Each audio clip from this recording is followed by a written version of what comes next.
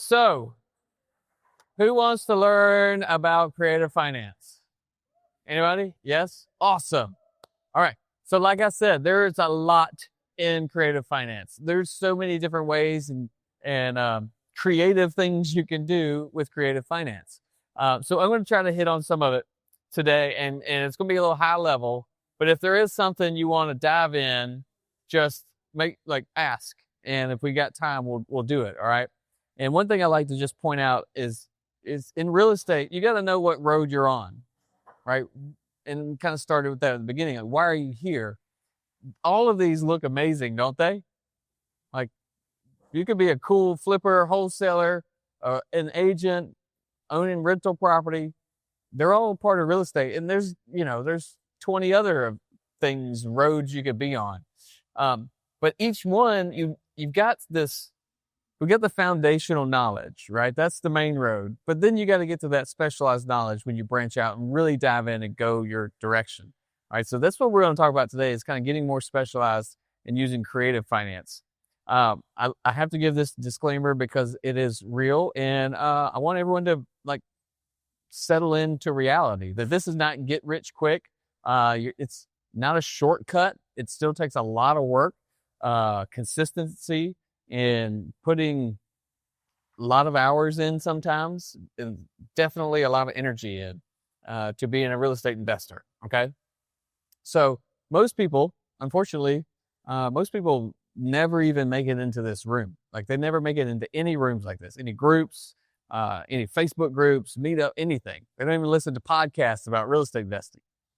They just assume that it's for other people. They can't attain it. They can't reach it. You all are at least here. And again, you should give yourselves a round of applause for being here, right? Because how many of y'all have friends that think real estate investing is not possible or silly? Yeah, I'm sure most of you do. And it takes a lot to kind of step out and come to a room like this and people you don't know, especially if you come by yourself, right? So you guys are way ahead of most. But even in this room, there's going to be people that just can't get it going. And that's unfortunate, because I do believe it's available. Real estate investing, the benefits from it are available to everybody if you stick with it. So we'll talk about getting creative with it, because sometimes deals require creativity. So let me just start with this one. This is one of the first ones we did, and it came out of necessity. This lady was super old, 80 something at the time, I think. And she had gone into foreclosure. They redid her mortgage, gave her a brand new 30-year mortgage, and she's like 80 something. But then she was 6 months behind. She never made one payment. And she came to us. This is a couple of years ago, so obviously pre-COVID, with an $80,000 mortgage. And she came to us and said, I'm done. I tried. And, at that point, this is just stress. This is just eating her away. It's just like, she doesn't want to be there.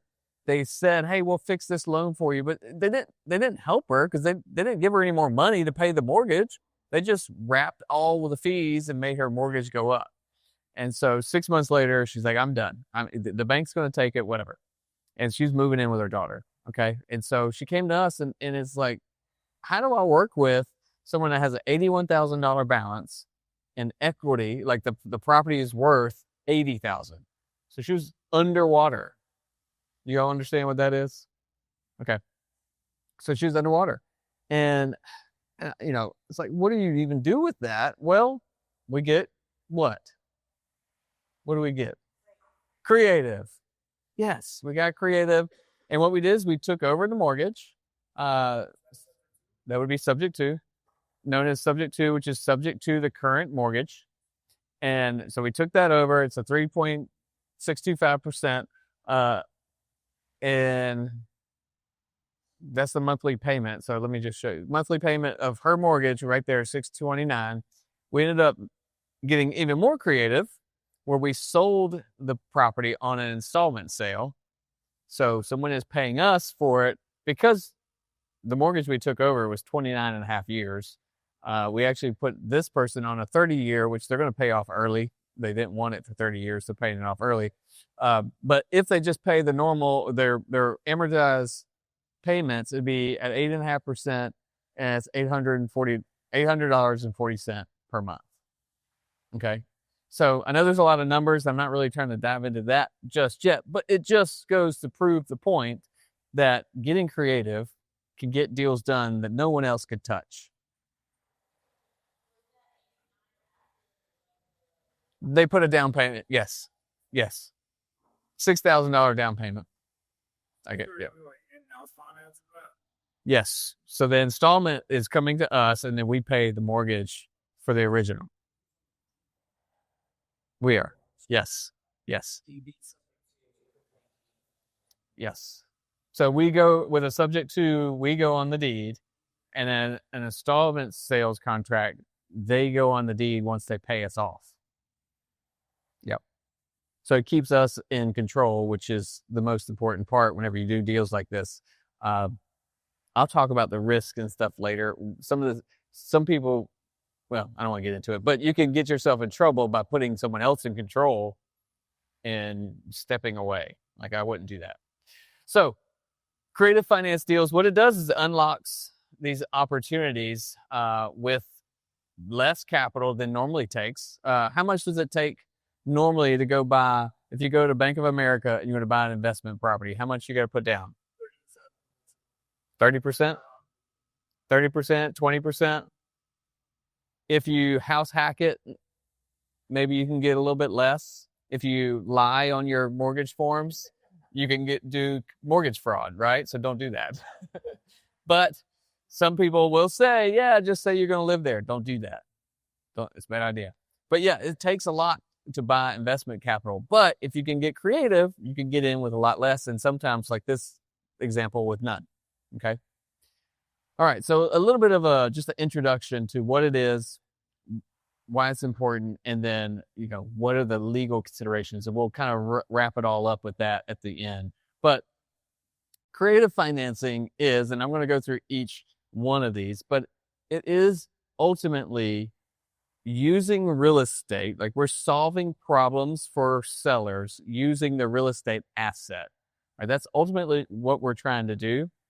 And creative finance is basically everything else except buying it with cash or my own mortgage. Okay. So normal financing is I go to a bank and I get a loan and I pay that seller, and that seller's gone. They got their money. They're gone. It's just me and the bank now, or me and my cash. Does that make sense? You know that way. Most people know that way. Everything else is creative. Okay. Now, some things are, some people have more YouTube views, like Sub2, than others. Installment contracts kind of started getting a little bit popular for a little while. Lease options are popular, but there's so many other ways to do this. Okay. Why is it important? Why is knowing these options important for investors like you guys? Every situation is different. Yep. What else? It opens every kind of door. Yeah. Opens more doors. Punt, get it? Doors. Like, yes. You can help more people, right? Like the 80-year-old lady, she was just going to give it to the bank, right?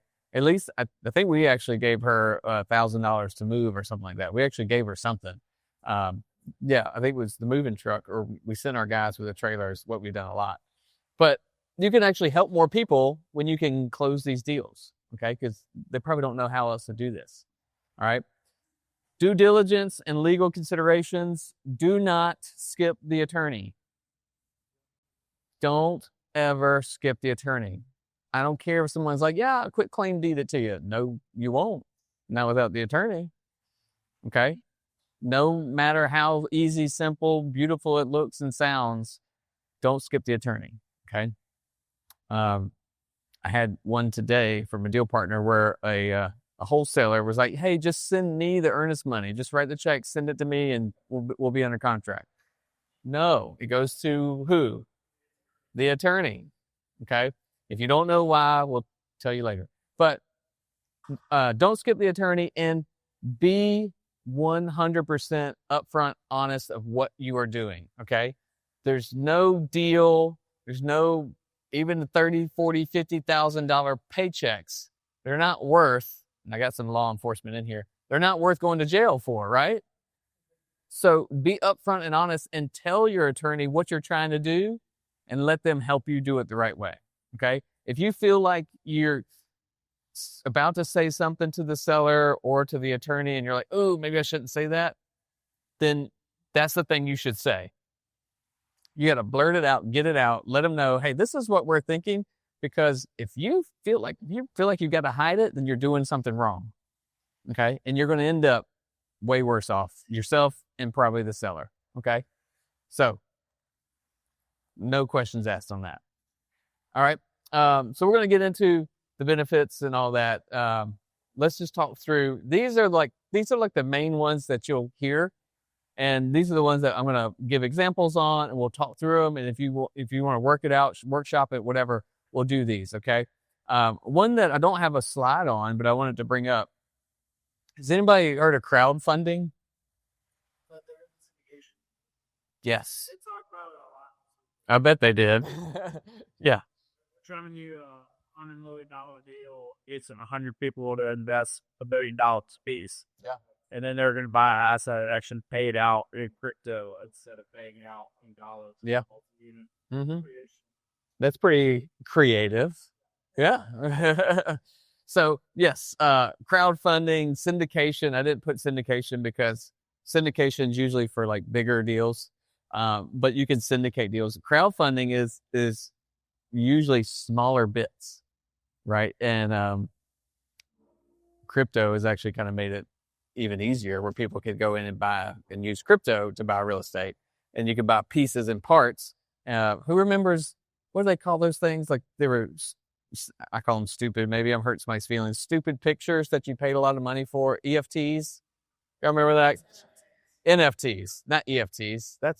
Anyway. The NFTs. So they're making NFTs for real estate, and you could do that. So there's a lot. Again, the creativity just keeps going. So let's talk about the main ones. Owner financing. Who's heard of owner financing? Yes. Good. A few of you. If you haven't heard and you got questions, let me know. How does that work? Well, it works by the owner is now your bank. Okay. I think I missed a slide in here, but the owner becomes your bank. That last slide was subject to, because who was our bank? The first person's bank. It was subject to their bank, their mortgage. Owner financing is that owner now has a mortgage and we pay them. Okay. There would be no bank involved. The slide I was going to put in here is our apartment complex, the 16 units, where the owner financed all 16 units to us. How is an owner able to finance, and why would he want to finance us to buy 16 units with no money down? We didn't put any money down. How could he do that? 40 years ago. How much do you think he owed on those? Not a drop. How much do you think he invested back in those? Not a drop. Right, Bishop? Where's Blake? Right? Oh, man. What a mess. How does financing different from rent to own over the terms? How does that work in terms of like ownership? Don't let me forget that. So owner financing it's really great for people that have owned property for a long time, because over time, what do? They pay off their mortgage, and now they don't have a mortgage, and you could pay them. One of the great things in negotiation points is if you, I have a friend that does this. He almost solely does it with listed properties. We got some agents in here on the MLS. They will search the MLS, take it and go against his data, which I'll show y'all a picture a little later. Compare it to his data provider, like Deal Finder Data, which is the image I have later. and see the MLS listings versus the people who have no mortgage. So they own it 100%. What can you do with that property if they have no mortgage? That's right. You can actually go to that seller and say they're asking $300,000. What if you went to them and offered $310,000 and pay them over time? Do y'all know how much you pay? If your mortgage is, if you buy a house for $300,000, how much you end up paying your bank after 30 years? It's close to triple. Yeah. It'll be about somewhere around $800,000 at today's 6 and 7%. So if you went to that seller and they're finance minded, they don't need the cash, they've already moved, maybe they live at the lake or whatever, or he owns debt.com, right? He doesn't need cash. And you go to them and say, hey, I'll pay you $310,000 and I'll pay you actually over the next few years, it'll be about $800,000. Would you consider that? And if they're savvy enough, they know that their debt, that $300,000 that they're essentially lending you, is more safe, more secure in that real estate than anywhere else they could put it. And they are guaranteed whatever rate. So if you tell them I'll pay you 6% interest, now they're guaranteed a 6% return on their money. And I don't want to get into the finance of it all, but the 30-year mortgage is the best deal for the banks. Hands down, the amortization schedule is like, it can't get any better for that lender.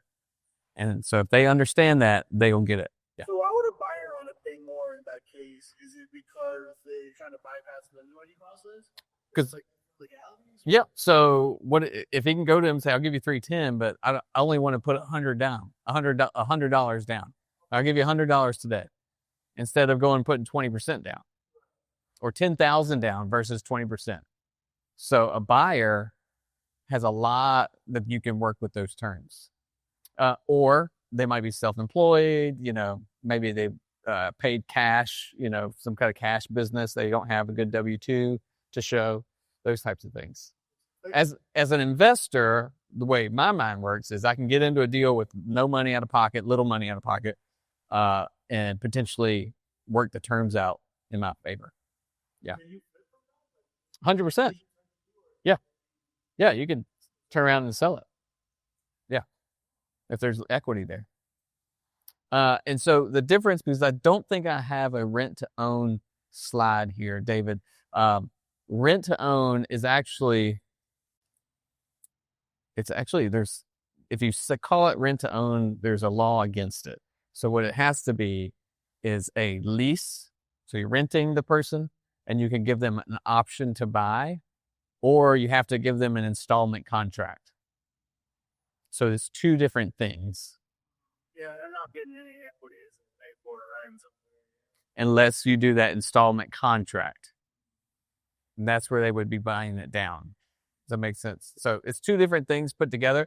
The way that people used to do it, and some of the shady landlords that have gone to jail years ago, they would call it rent to own, but basically it was like $600 was rent and $10 was the equity owned.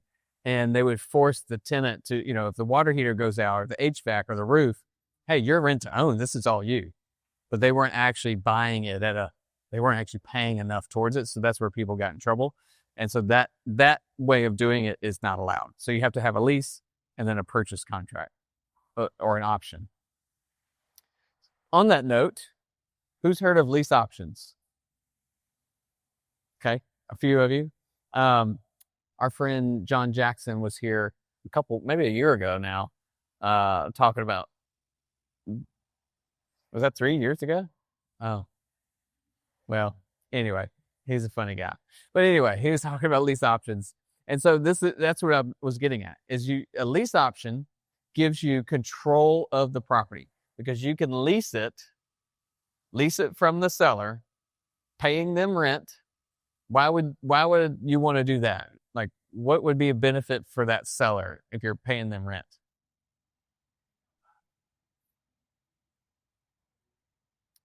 For the seller, what's the benefit for the seller? Well, they're getting paid. Yeah. I mean, they're just getting a monthly check, right? The option is a benefit because you have control.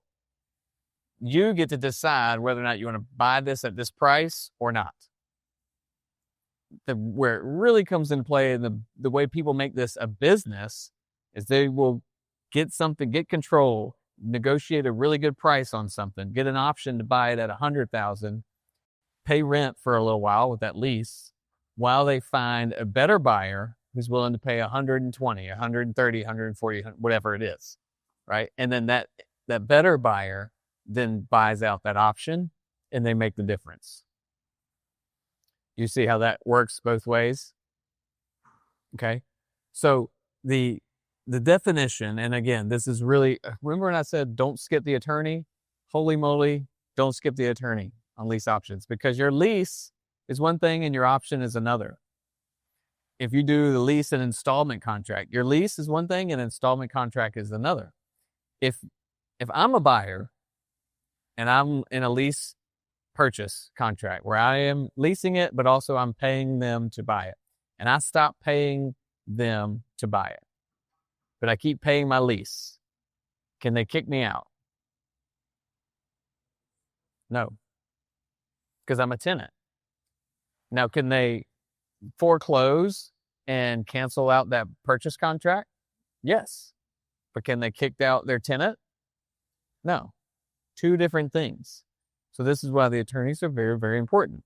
And you want to make sure that you do this the right way. People get in trouble by saying, hey, you quit making payments. Excuse me. You quit making payments, so get out.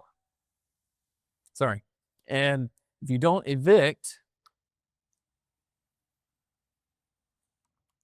if you don't evict them, Bishop, what happens if you don't evict people and you just throw them out? What kind of trouble?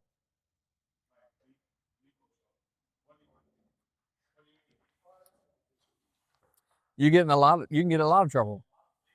Like, yeah, they can actually put you in jail. They can say you stole their property. They can charge you. They can actually fine you if you mess with their stuff 3 times the value of their stuff. You have to pay it. So this is why the attorneys are very, very important. All right.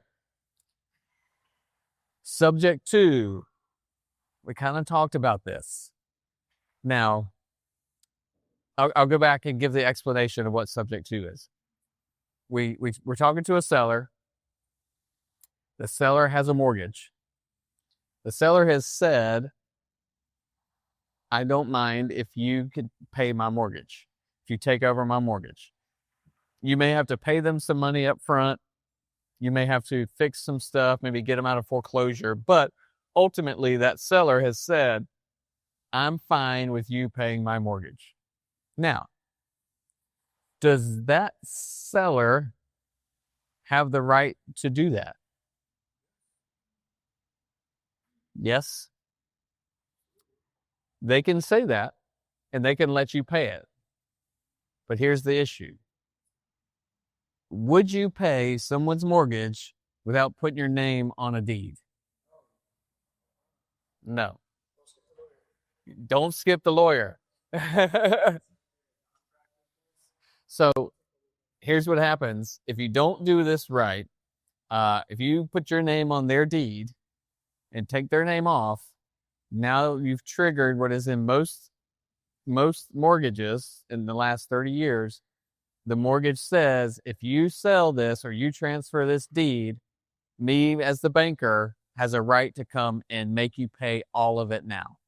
It's called a due on sale clause. It's in your paperwork. I promise. It's 100 pages long, but it's in there. Does Rehab have one? Yeah. So they have one. So that bank can, and here's the deal. Subject to has been going crazy. Of course, like I said, PACE, if you guys know PACE, is all about it. And it's been great for many years, but AI is so good that they're catching and they're seeing these deeds transfer and they're comparing them to what's happening with the bank, with the mortgages, and they're actually calling these things due. just to kind of get into the finance of it. The reason we like sub 2 is we could take over somebody's 3% mortgage. Do you think the bank wants someone to jump on a 3% mortgage? No. They want that one paid off so they can go get a 7% mortgage. So they have an incentive to find you and make you pay these mortgages. Do y'all understand that? So, Are they executing that? yes, Is there a reason? that's the reason. Is it possible to put like a secondary contract in place where they agree that upon like final payment that they just have to transfer? That's an installment sales contract, which you can do. Yeah. And so don't skip the attorney. And you can draw this up. You can, there's different ways. One way is you move it into a trust, like a land trust or a equity trust. You put it into a trust, and then that trust transfers to you. The other way is like an installment contract where technically their name stays on the deed, and you can put your name with them. However, here's the issue: if they're the owner and they're an owner on deed, then they have a lot of rights. A lot of rights. They also present a lot of liability to you if you're connected. If that person goes and does something real silly and gets sued, that's coming with that property's coming with. Okay. So that's why we don't want them to stay on title if we can help it. Yeah. I had been exercise subject to a loan since I was a teenager. Yeah. Traditional one, right? Before this call I mentioned. Yeah. The last picture there says risk and reward. There is still a possibility of reward. If I flirting with danger, are you advising investors not legally? Well, I don't know if I said this. I'm not a lawyer and I'm not a CPA.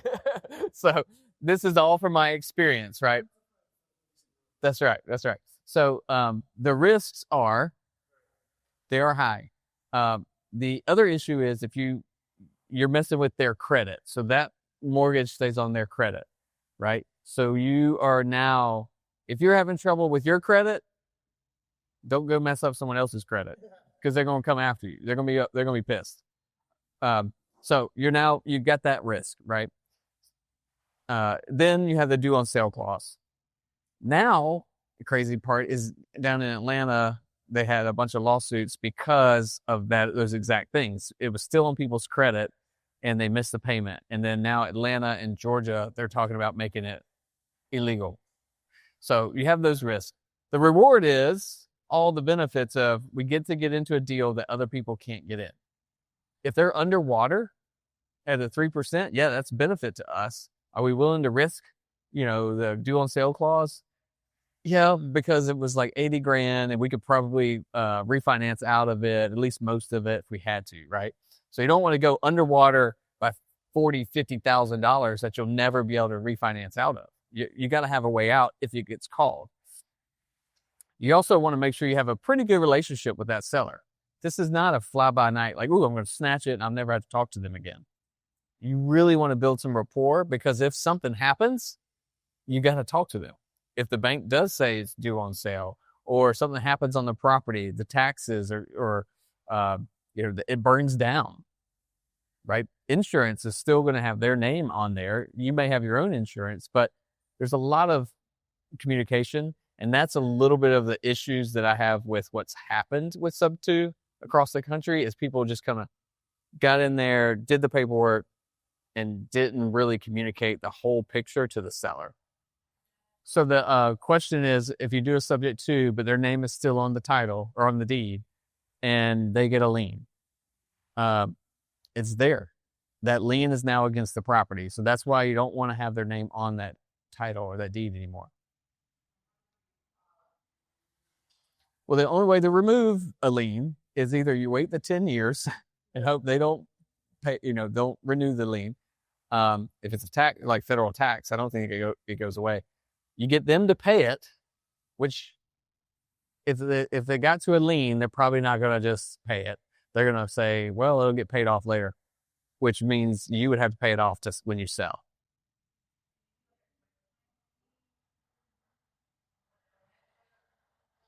Not once the lien's there, it's there. Yeah. It's that's talk to the lawyer. Yeah. But I think you're stuck with it. Yeah. And you can negotiate liens, but that's a whole nother thing. But, all right. Installment sales contract. We kind of hit on this a little bit. The concept of installment sales contract is very similar to who in here has bought a new car?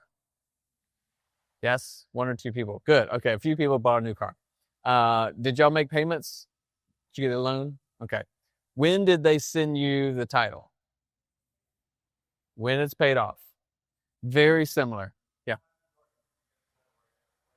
Really? That place is crazy. They stamp it as a lien. Yeah. Yeah. So they stamp it with the lien, which, right. That makes sense. So here in South Carolina, but anyway, but the idea is you don't have the clear title yet. So same concept with installment sales contract. If on that car, can you put new tires on it? Like once you drive it out, even though you don't have the title, and you can repaint it, you can put new kitchen cabinets in it if you wanted to somewhere. Same thing with a house. You're just making payments, and you don't actually transfer that deed and title until the final payment. Okay. If you are doing that, if you're buying on an installment sales contract, don't skip the attorney. Make sure that contract is filed and you want to put your name up on that deed. Okay. This really benefits the seller more than the buyer. Okay. The only thing that when you flip that, and it's more of a benefit to the buyer if it's a short-term deal, like if you want to flip the house or you're going to refinance it real quick, you can get in with very little money, right? You can get in with $500. Just make payments to them and then flip it, just sell it, rehab it and sell it. That's where it's a benefit to the buyer because we can get in so cheap and get a good deal on the front end. But if it's a long-term, again, we don't want our name. We don't want someone else's name on our deed. So that's why installment sales contract as a buyer is not great for long-term. Does that make sense? I know it's kind of legal-ish stuff like back and forth. Deposit versus escrow. I want to make sure we say this. A deposit, so an installment sales contract, if David and I did an installment sales contract right now for his house on Stevenson, I could give him $100 deposit right now, and now I am under contract with him, installment sales contract, and that's my first payment. So your first payment on a installment sales contract is a deposit, and now I can actually list that property and try to sell it to someone else because now I'm buying it. I'm a part owner. I have all legal rights to do whatever. If I put money in escrow, can you sell a house after you put it in escrow? No, please don't try to do that. So money in escrow is not ownership. Deposit and a payment is ownership. So we kind of do like a broker on wholesaling. Yes. So it's a workaround for wholesaling. It's not really a workaround for wholesaling. It's just using smart methods to get ownership cheaper. So we can make a payment for, if I wanted to buy a house for $100,000, I'm like, I'll give you $100,000 within this next year, but I want to make $100 payments for the 12 months until I get all that cash. Seller says, sure, why not? That sounds fine. As soon as you make that first payment, you're now an owner and you can now sell it or paint it or put kitchen cabinets in it, whatever you want to do. And so if you wanted to quote wholesale, you can list it on the MLS and sell it. And now you've only put $100, $200, $500, whatever it is, and you can sell it with no issues.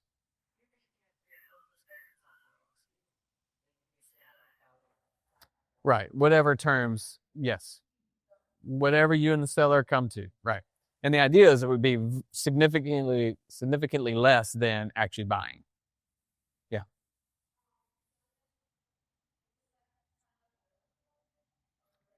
No, I mean, you would close when you buy it on your installment sales contract. You would make that close. And then if you decide to sell it or wholesale it, sell it quickly is what it would really be. Then yeah, you would close with that new buyer because you're now the owner and you're selling it. not double close as you think of it. Then off top. Oh.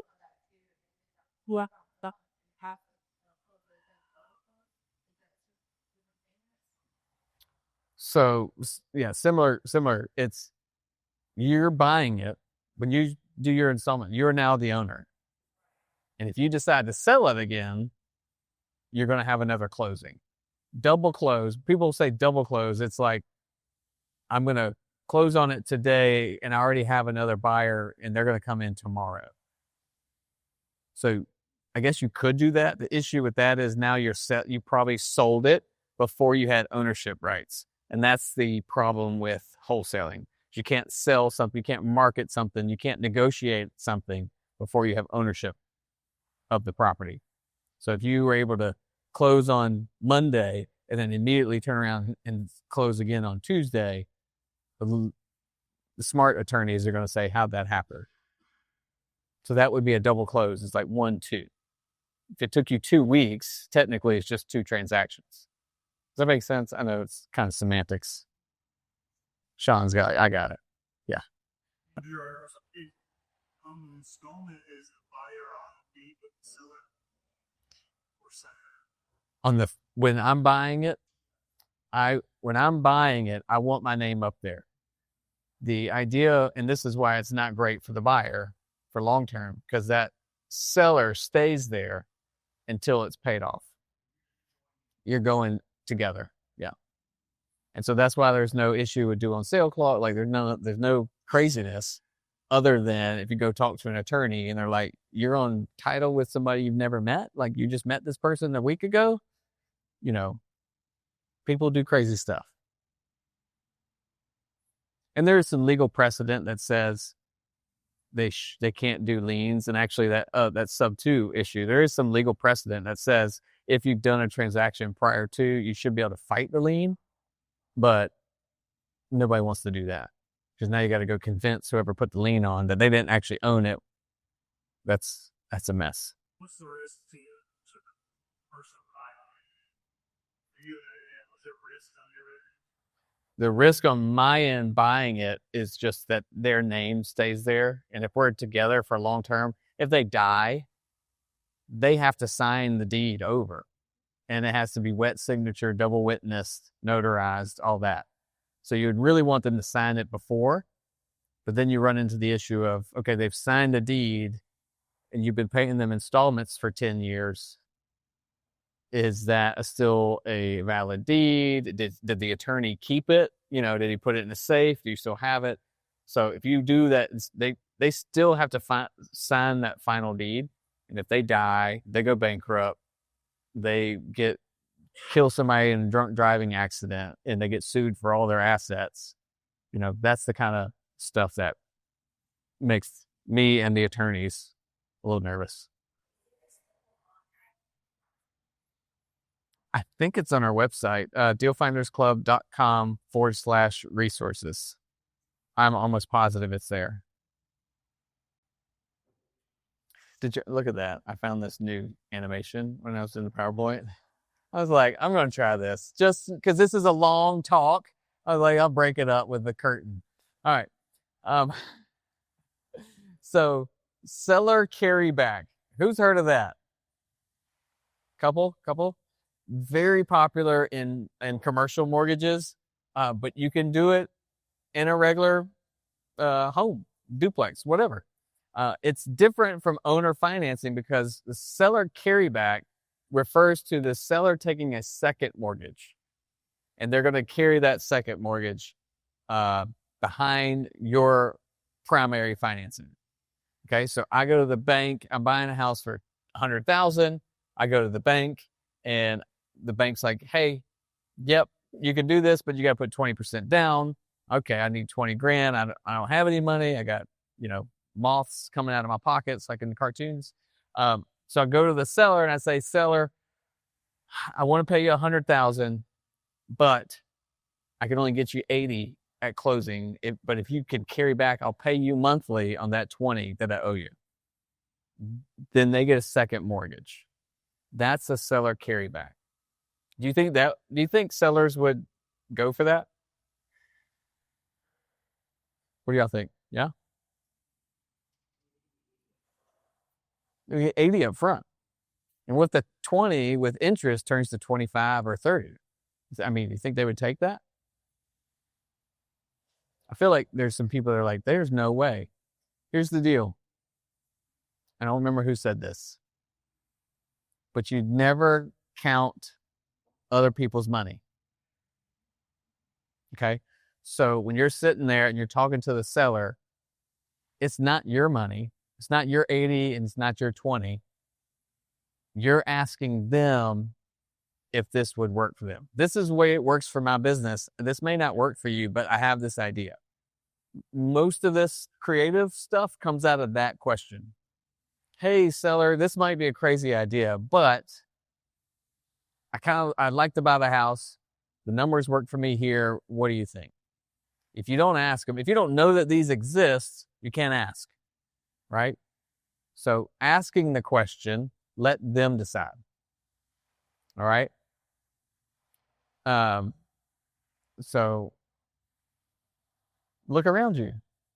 This building was bought on exactly that. The seller has a mortgage. The seller has a second mortgage so that we went to the bank and could buy it with almost no money down for 1.1 million, 2 million, something like that. I don't know. And so the seller is carrying back what would have been our down payment. Does that make sense? And there's plenty of people. Somebody said earlier, Patrick was talking about, or Rochelle, and they were all these agents crying about, it's taking too long to sell my house. It's 60 days. It's just too long, right? They're used to the 22 days, right? But there's a lot of houses that are taking a long time. And a lot of these sellers would gladly take 80% of their purchase price right now. And they would love to take that 80% now, and then they could stretch the rest out over time. Because they got money, they got bills to pay, they got to pay their next mortgage, they got to get out of this thing, they got to move across town or cross country. And their house is holding them back. The house is holding them back, and you can get them 80% with them carrying back the rest. It might be a really solid deal for them. So your down payment doesn't go to the bank. Your down payment, if I buy something for $100,000 and the bank's like, I'll give you 80, but you got to put 20 in. That 20 goes to the attorney. The 80 comes from the bank to the attorney. The attorney sends 100 to the seller. So the 20 never goes to the bank. Yeah. The bank just wants to know that you got some skin in the game. And so this is where you would definitely have to talk to the attorney, talk to your lender, make sure they know, hey, I'm going to put a second mortgage on that. Are you okay with that? Especially if there's renovation that's needed, they're most of the time they're fine with that. And your appraiser, if the appraisal is high, like they're fine with that. Does that make sense? Is everybody's brain just like, whoo? Told you there's a lot. There's a lot. All right, so let's talk about how to find these creative deals, because I talked about, a lot of different ways. Would it be nice if you could just like click a couple buttons and find one or two of these? Be pretty good, right? Well, it's not that simple, but we do have key indicators. We kind of know where creative deals come from. And it's a lot like every other, the wholesale deals, the flip deals, the good landlord deals, is if they're distressed, if they've been out there for sale for a long time, if they were in probate, foreclosure, bankruptcy, all of these things lend us to being able to offer creative solutions, because ultimately those sellers need to sell and they're looking for a service. They're looking for a solution, and they're willing to sacrifice maybe some money up front, maybe some equity for the service of somebody taking this problem off their hands. Okay. And so we want to identify those through a couple different ways. One great way is what I've talked about earlier. It's landlords that have been in the game for 40 years. They love mailbox money. And the beautiful thing is they are accustomed to mailbox and rents from 40 years ago. When we took over those properties, the reason he was like, no, I don't need money down, just monthly payments, because his rents were like $400 a unit, and now they're $1,200. He was used to 40 years ago the rent rate, and he was probably, I don't know, it's probably double what it was 40 years ago, but he was used to those smaller payments. So if we pay him, we're like, hey, we'll pay you monthly, I think he's probably getting more money, right? And then he doesn't have to deal with the tenants or renovating. Okay. So finding other landlords like that is a great place to go. Finding the people that have no mortgages, another great spot. The properties that are on the market for a long time, talk to those agents. We got a couple agents in here that can talk to them, but you can just pick up the phone and say, hey, what's going on with this? Why isn't it selling? Would your seller consider full price offer if we had some sort of payment plan? Just kind of put it like that and see what they say. So this is, I don't know if you can see this, but this is what I was talking about, the deal finder data. These little blue dots here, I think this is the 84 results for absentee owners, meaning the owner doesn't live there. They are free and clear, and they probably inherited it. Those are 3 big indicators of might want to sell, would consider creative. Why would they potentially consider creative financing? What's the big indicator? They're not worried about their primary residence. Not the primary residence. No mortgage. I think that's the biggest one for me. Free and clear. And if it's inherited, it's just a bonus anyway for, financially. Some people are expecting that and they're like, oh, can't wait. Those are not the fun ones. So this is what it looks like when there's 84. This is that's only 84. It's crazy, but that's a lot. When I took away the inherited property and just did free and clear absentee owner, it was like 400 maybe. And that's just the city proper. That's just the city proper. That's not Richland County. That's not Lexington County. That's just city. Although I don't know how that got in there. Okay. This is dealfinderdata.com. You can look at that. There's other sites that do this. I just love the way this does it because it also gives you, that's what I added. This is the AI score. So the AI score of 500 or above will tell you that they are likely to sell. I just did it on retail. So they're likely to sell retail. Most wholesalers and flippers will look at, I don't care about selling retail. I want somebody that's going to sell wholesale. Well, the thing with creative finance is you can actually pay closer to retail and make your money in terms and your payments. You make it worth your while there. So you can actually buy deals and call people that other folks can't do. Okay. So this is just one service that allows you to do this. There's other ones that do this, but this is how you can find the deals. All right. Looking at deals that aren't selling, looking at people that don't have mortgages, that don't live there. And then the potentially inherited is just a bonus. Okay. So any questions on that? Cool. All right. I think I got like 2 more slides talking about the structuring and the negotiations. We talked a lot about the structuring of the pieces. The biggest part for you all to realize, and this is why I love getting creative, is that every variable is negotiable. So what are some of the variables in buying a property? Term as in length. What else? Interest rate. What else? Down payment. What else? Total purchase price. Yeah. What else? What? The trailer. That's right. Yeah. Stuff in the backyard. How about occupancy? When you get in, how long they get to stay, stuff like that. All kinds of fun stuff that you can negotiate. All of those things are part of the contract, and you can negotiate those to make it work for you and your business. Who knows what an amortization schedule is? Right? We kind of talked about it earlier. I use actually I think there's a calculator in Deal Finder data, but I've used commercialmortgagecalculator.org or mortgagecalculator.org. And you could tweak it and change it and just change your interest rates, your down payments, your terms, your length, all that. And you can see what your payments will be. Oops. You can see what your payments are going to be, how long, all that stuff. And you could just, you print it and you say to the seller, this works for me. How about you? And if they're like, no, I don't like that down payment. Okay, well, let me just change that. Well, then my rate's got to go down, but you'll over time, here's what it does. Right? So everything's negotiable. That's the biggest thing with creative.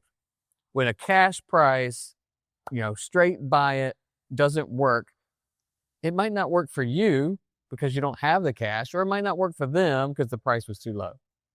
Any one of those reasons should make you think creative. Okay? And I mentioned this earlier.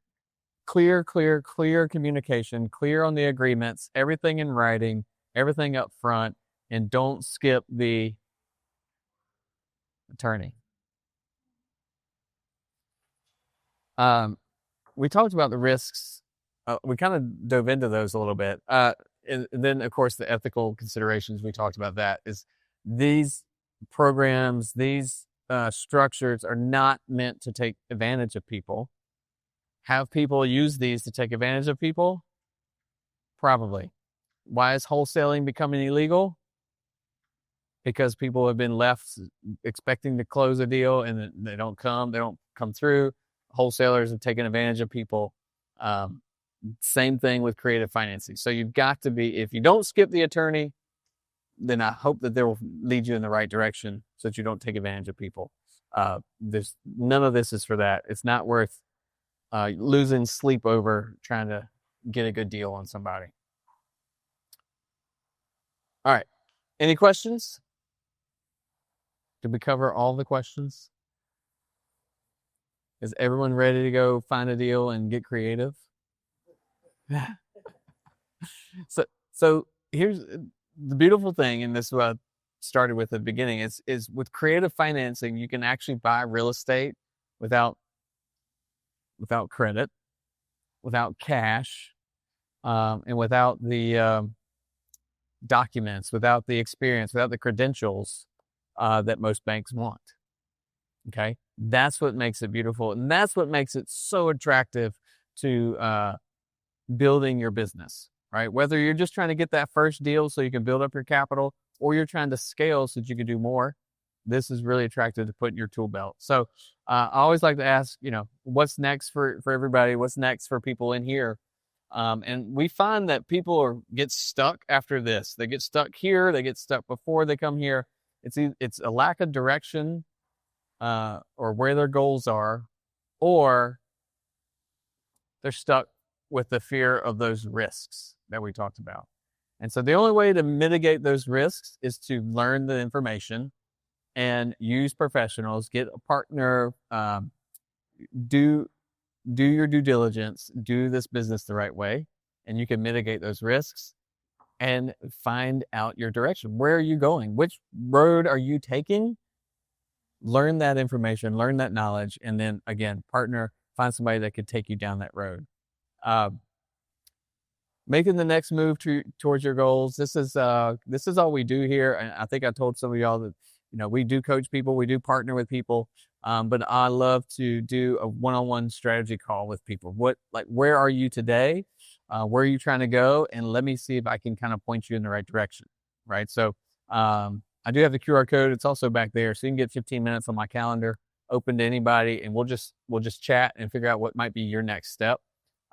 If you want some more education, I told you that, like on a specific thing, like creative finance, or if you want these recordings, that's all in our learning center at school.com. If you need that, actually, if you'll just put it in the Facebook group, like go say, hey, Andrew, what's the school link? I'll put it in there because I didn't do a QR code, but you could do that. And if you do want to do your next flip in the next 30 days, let me know and we can talk. Thanks for listening to the REI Deal Finders podcast. You can find out more and apply to be a part of the REI Deal Finder community at reidealfinders.club.